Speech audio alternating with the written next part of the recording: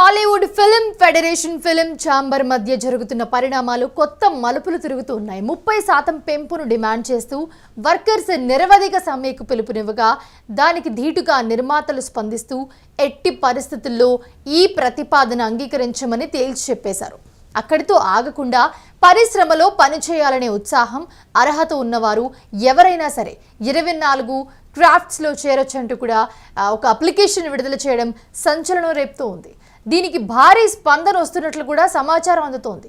ఉస్తాద్ భగత్ సింగ్ ఘాట్ కోసం ముంబై తదితర నగరాల నుంచి పిలిపించిన కార్మికులతో పని చేయించడం షూటింగ్ స్పాట్లో గొడవకు దారితీసింది.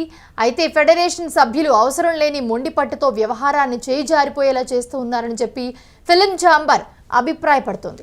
ఈ నేపథ్యంలో యూనియన్ మెంబర్షిప్తో సంబంధం లేకుండా చట్ట ప్రకారం ఎవరితో అయినా పని చేయించుకునే హక్కు నిర్మాతలకు ఉండటంతో ఇప్పుడు ఆ వెసులుబాటును వాడుకునేందుకు ప్రొడ్యూసర్లు రెడీ అవుతున్నారట.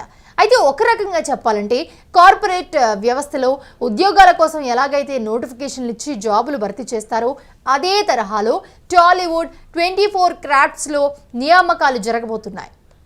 ఇది పూర్తిగా చట్ట పరిధికి లోబడి జరిగే వ్యవహారం కావడంతో ఫెడరేషన్ ఎలా స్పందిస్తుందనేది వేచి చూడాలి.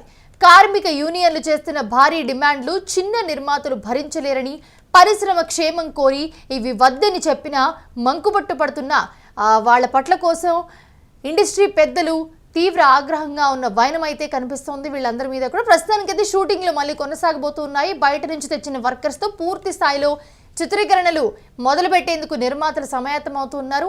ఒకవేళ ఫెడరేషన్ అడ్డుకోవాలని చూసినా పోలీస్ పహారాలు పూర్తి చేసేలా ఏర్పాట్లు జరుగుతూ ఉన్నాయి. హైదరాబాద్లో కాస్ట్ ఆఫ్ లివింగ్ తక్కువగా ఉన్నప్పటికీ ఇతర భాషలతో పోలిస్తే ఎక్కువ జీతం ఇస్తుంది టాలీవుడ్లోనే అన్నది నిర్మాతల వాదన. అందుకే పెంపుకు అంగీకరించబోమని తేల్చి చెప్పేస్తూ ఉన్నారు.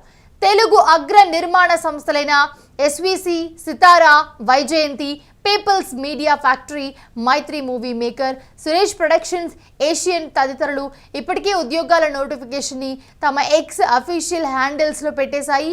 24 గంటలు కాకుండానే వేలాది అప్లికేషన్లు వచ్చాయని సమాచారం.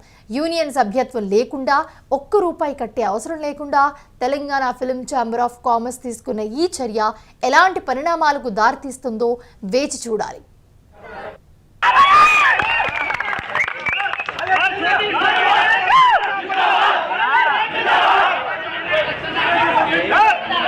Yeah!